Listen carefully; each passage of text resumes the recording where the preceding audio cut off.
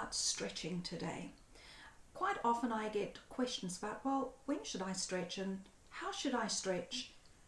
I don't know, it just hurts. It really doesn't feel good. So I exercise, but I don't stretch. Well, hopefully I can demystify that a little bit for you today. Stretching is really important, especially after exercise. But I would encourage you not to do any end range stretching before you exercise. Now, there's a very good reason for this. If we do end range stretching before we start exercising, we'll actually overstretch the areas that we need to be strong and stable. So before we exercise, we really need to warm up. We need to get our joints to move well. So that might be things like circling your wrists or circling your ankles. You might just want to walk up on tippy toes and then walk with your knees bent. You might want to just very gently start kicking the leg up in front of you, not very high, just quite low, to start warming up the hamstrings, so that if you are going to maybe leap or do a sprint, that you actually have a little bit of hamstring length. You might want to circle your hips or circle your shoulders, turn your head from side to side, maybe do some side bends. And you can do all of this when you're standing. So anything that just gets you to circle, bend, extend, anything that just gets your joints moving would be really good. A gentle jog on the spot before you go running. So I'd only do that for maybe 1 or 2 minutes. It doesn't have to be much, but you just want to get a little bit of movement through all the joints and through the tissues. So the reason that we don't want to be doing any end range stretching before we start exercising, as well as because those tissue changes means that we would actually set ourselves up for injury. We don't have the support that we need to be able to do the movements that we need to do when we're doing dynamic movements like running or playing tennis or any of the other activities that we might be doing. So you want to make sure that you save that for afterwards.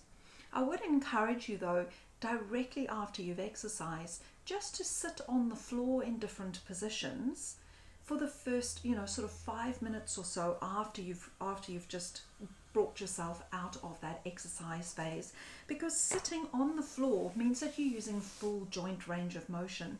So sitting like this, I'm already opening up my hips, I'm stretching inner thighs a little bit, and then you might want to change and bring yourself into just Japanese style sitting.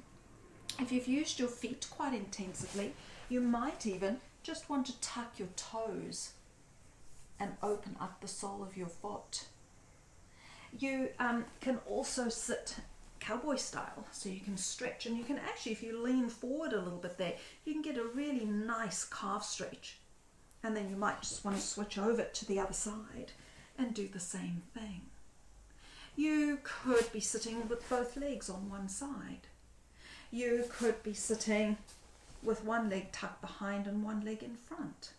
So any of these positions, even with your legs straight out in front of you, provided you're relatively comfortable, you will actually help to reset your body.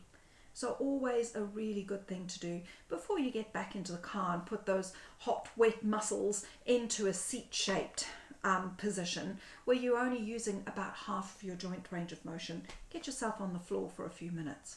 So now we want to just talk about some static stretching, so that you can do when you get home. I actually find the wall is a really good thing to use.